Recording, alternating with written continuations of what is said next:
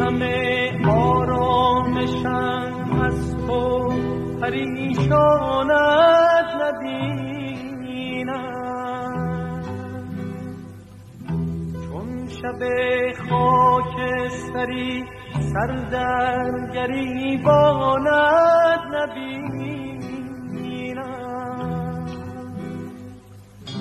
ای تو در چشمان من یک پنجره لبخند شادی،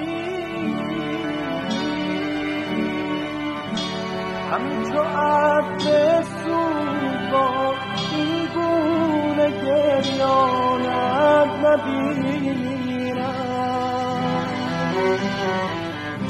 ای پر از شوق رهایی رفته تا اوج ستاره،